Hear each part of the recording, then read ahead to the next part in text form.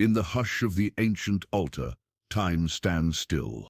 Two missals, one faith and a mystery that still divides the Church. Where our mission is to peel back the layers of history and doctrine to understand the core truths of the Catholic faith. Today we confront a subject that defines the spiritual lives of millions and simultaneously represents one of the most profound internal conflicts of the modern Church, the Holy Mass, THAN. Specifically, we are examining the theological and historical divide between the two principal forms of the Mass, the traditional Latin Mass, TLM, or the 1962 Roman Missal, and the Novus Ordo New Order Mass, promulgated in This transition was not merely a change in language or music, it was a fundamental shift in the experience of worship, carrying enormous theological implications about the nature of the Eucharist, the role of the priest, and the participation of the laity. For nearly 4 centuries leading up to the mid-20th century, the Tridentine Mass was regarded as the liturgical anchor of the Roman Rite. It offered a seemingly immutable connection to the ancient, apostolic roots of the faith. The structure was rigid, the language was fixed, Latin, and the atmosphere was dominated by silence and mystery. This Mass was not seen as a form of worship, but the sacred, perpetual form, a spiritual inheritance passed down from the fathers of the Church. The radical nature of the subsequent liturgical reform under Pope Paul VI cannot be overstated. When the Novus Ordo was introduced, it signaled a break, or at least a stark discontinuity, with this long, unbroken chain of public worship. It replaced the solemn silence with spoken dialogue, the ancient language with the vernacular, and the priest facing Jesus at the altar, ad orientem, with the priest facing the congregation versus populum. This great liturgical divide forces us to ask critical, challenging questions that go to the heart of Catholic identity. Why was this change deemed necessary by the Church hierarchy? Was the older form of the Mass truly flawed or outdated, or did the reform inadvertently sacrifice essential elements of sanctity and reverence in the pursuit of modernization? Furthermore, how does the modern tension, evidenced by the current limitations placed on the TLM, reflect an ongoing theological war over the soul and future direction of the Catholic Church? This deep dive into the forgotten Missal is an attempt to map the forces of continuity against the forces of change, understanding what was gained and what was perhaps irrevocably lost in the name of renewal. The challenge is to analyze this sensitive subject with the rigorous historical and theological objectivity demanded by Bible Decoded.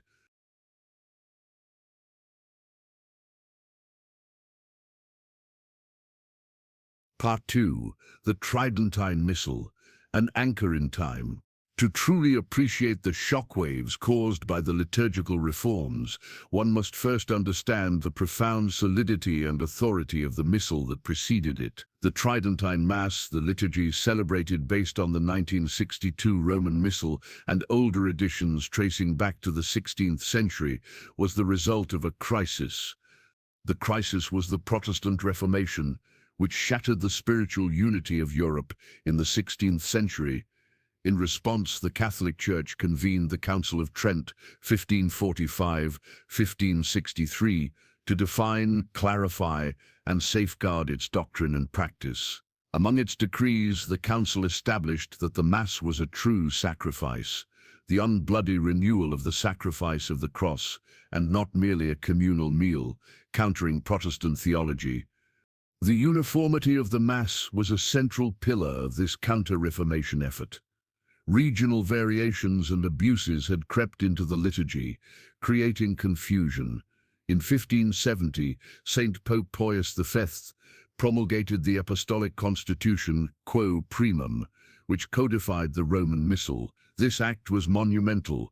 It mandated the use of this standardized Mass throughout the entire Latin Rite, with only a few exceptions for liturgies that could prove 2 centuries of continuous existence.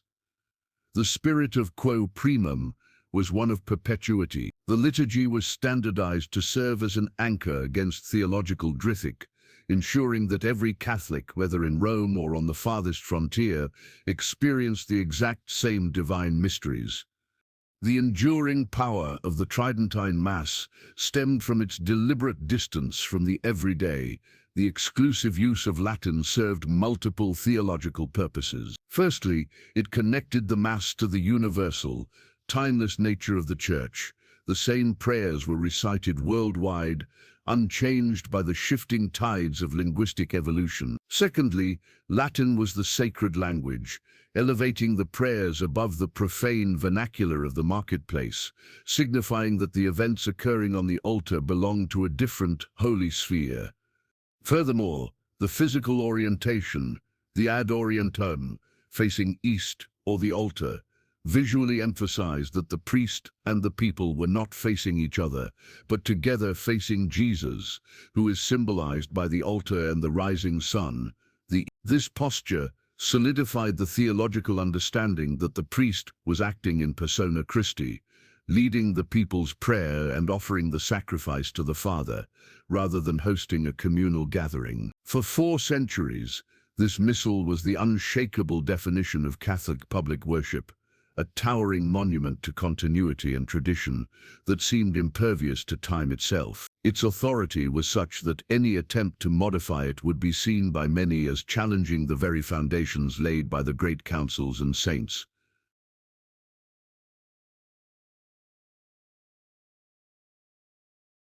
Part 3. The Catalyst for Change. Vatican II. The mid-20th century saw the Catholic Church grappling with a world transformed by 2 world wars, rapid industrialization, and unprecedented social mobility. A growing internal consensus held that the Church, while holding fast to its doctrine, needed a profound pastoral and liturgical renewal to address the spiritual needs of modern man. Many felt that the Tridentine Missal, for all its solemnity, had become an inaccessible, ritualistic barrier. The faithful, often praying their own devotions during the silent parts of the Mass, felt like passive spectators rather than active participants. This realization culminated in the historic convocation of the Second Vatican Council, Vatican II, which met from 1962 to 1965. The Council's primary mandate, championed by Pope John Paul III, was aggiornamento, bringing up to date. This was not meant to be a change in doctrine, but a re-presentation of the Church's timeless truths in a language and manner understandable to the modern person, fostering a deeper engagement with the faith. The foundation for the liturgical reform was laid in the document Sacrosanctum Concilium, Constitution on the Sacred Liturgy, which was the first major decree issued by the Council. This document called for a general restoration and promotion of the sacred liturgy. The central theological impetus for all subsequent changes was the principle of participatio actuatia, active participation. The Council Fathers asserted that the liturgy is the summit toward which the activity of the Church is directed. At the same time, it is the fount from which all her power flows. Therefore, the faithful must not be treated as strangers or silent onlookers, but must be fully involved in the liturgical action. To achieve this, Sacrosanctum Concilium proposed specific, foundational changes: the restoration of certain ancient practices, a greater emphasis on the scriptures, and crucially, the use of the vernacular, local language in the readings and certain prayers, though it explicitly stated that the use of the Latin language is to be preserved in the Latin rites. However, this call for simplification and increased participation would ultimately lead to a much more radical revision than the Council Fathers initially envisioned. The Council established the principles, but the subsequent implementation of these principles, guided by various committees, ultimately produced the drastically new liturgical form known as the Novus Ordo Missal. The impetus was fundamentally pastoral, to bridge the gap between the altar and the pew, ensuring that every Catholic understood and was visibly engaged in the central act of Christian worship. Yet, this pastoral urgency would come at the cost of the 4 centuries of stable ritual codified at Trent,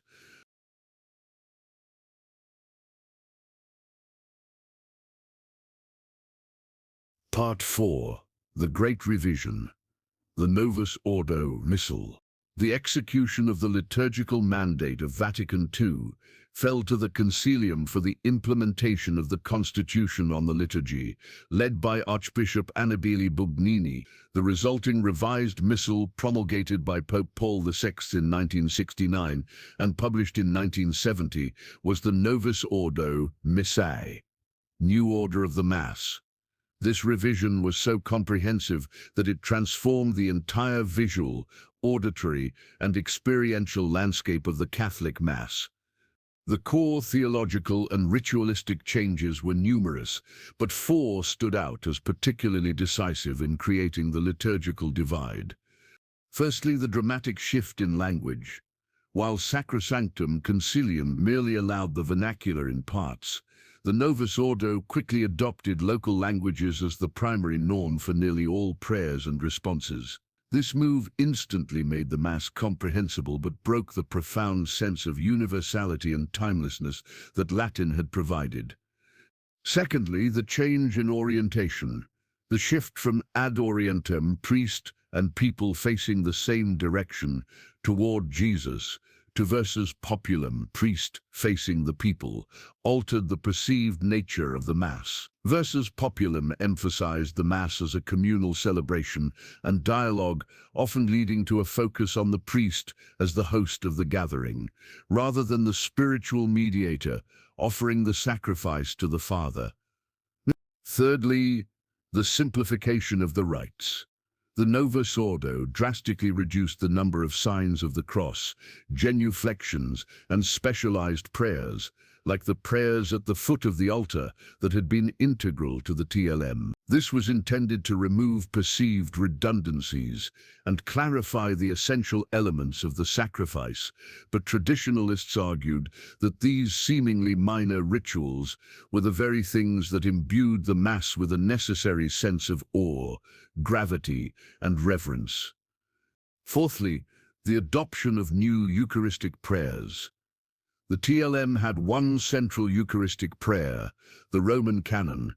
The Novus Ordo introduced several options, which, while offering variety, raised concerns among critics about the continuity of doctrinal expression and the dilution of the central focus on the Mass as primarily a sacrifice, shifting the emphasis in the view of many toward a greater stress on the Mass as a communal meal. This vast restructuring was intended to invite the modern world into deeper participation, but for those rooted in the pre-conciliar tradition, it felt less like restoration and more like invention, resulting in a profound spiritual disorientation.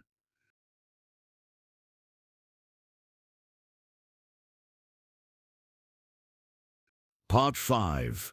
The mystical lost element, silence and symbolism. The most significant point of contention for adherents of the traditional Latin Mass is not the language, but the loss of the intangible elements, profound silence and mystical symbolism.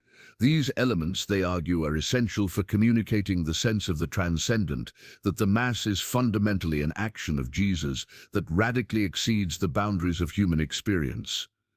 The core casualty of the reform in this context was the silent canon. In the TLM, during the most sacred moments of the consecration, when the bread and wine are mystically changed into the body and blood of Jesus, the priest recites the Eucharistic prayer in a low, almost inaudible whisper, sotto voce.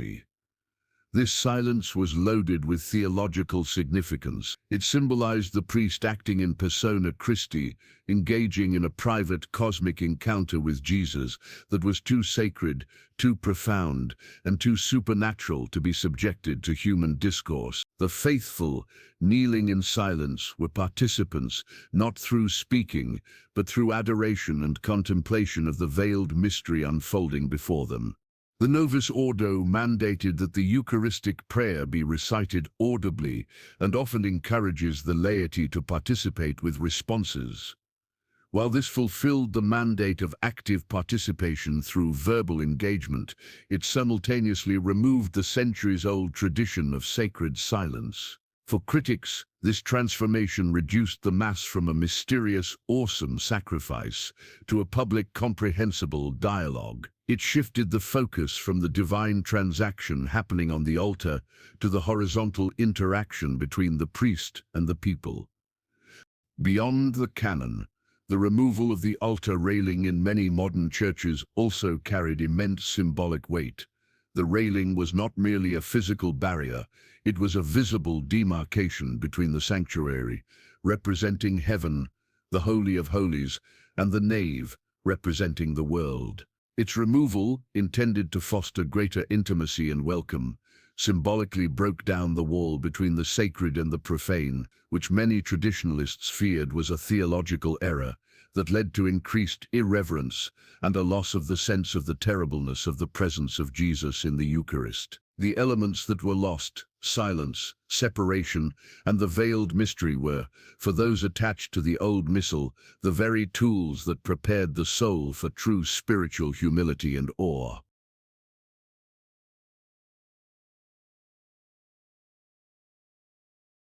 Part 6. The controversy and the modern response. The introduction of the Novus Ordo Mass in 1970 did not eradicate the Tridentine Missal, but it relegated it to obscurity. For decades, the TLM survived largely on the fringes, preserved by dedicated traditionalist communities. The relationship between the two forms remained one of uneasy truce, often resulting in local conflict between bishops, priests, and faithful. A pivotal moment occurred in 2007, when Pope Benedict XVI issued the Motu Proprio Summorum Pontificum, recognizing the spiritual enrichment offered by the ancient rite and seeking to reconcile the liturgical traditions.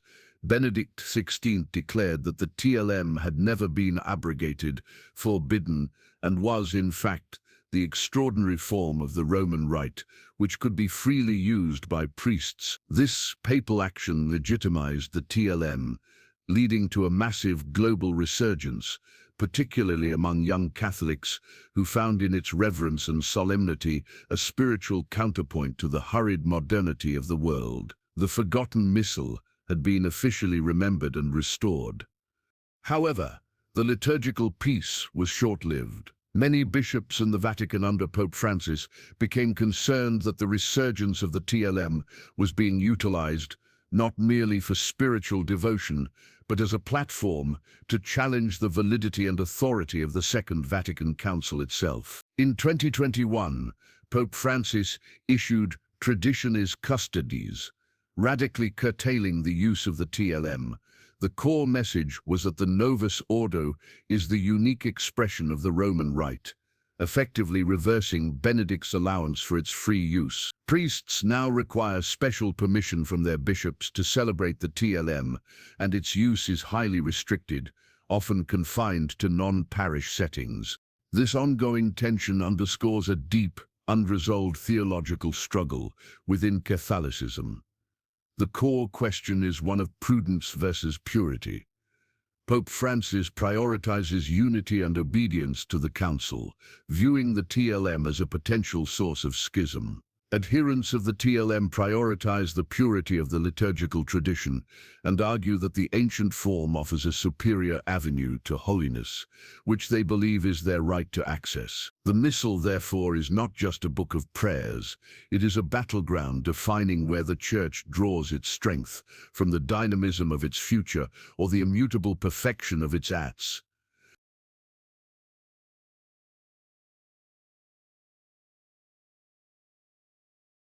Part 7. Conclusion.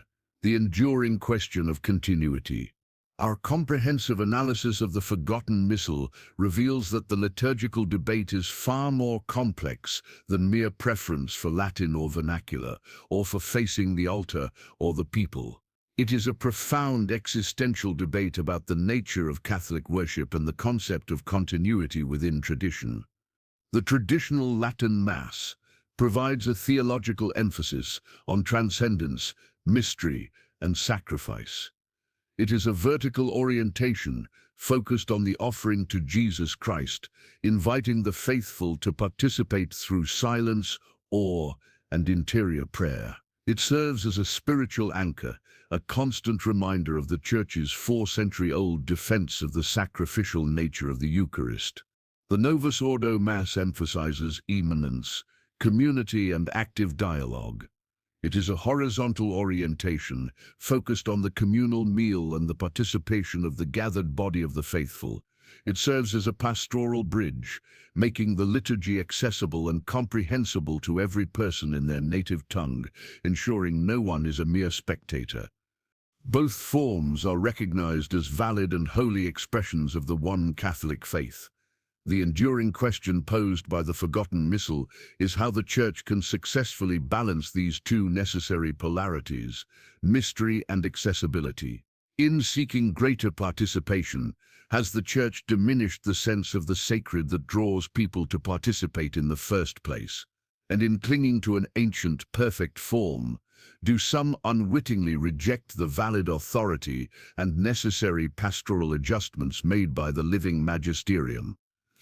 The future of the Roman Rite will be defined by this ongoing search for equilibrium. It will require leadership that can heal the wounds of the liturgical war, acknowledging the profound spiritual depth offered by the ancient Missal while promoting the unity and missionary spirit intended by the Reformed one. The debate over the forgotten Missal will continue to shape the spiritual landscape, challenging every Catholic to discern the true source of reverence and the most effective way to encounter Jesus in the Eucharistic presence. Having explored the history and theology of both forms, which element the mystery and silence of the TLM or the clarity and communal spirit of the Novus Ordo, do you believe is most essential for the Church to thrive in the modern age? Share your perspective in the comments below.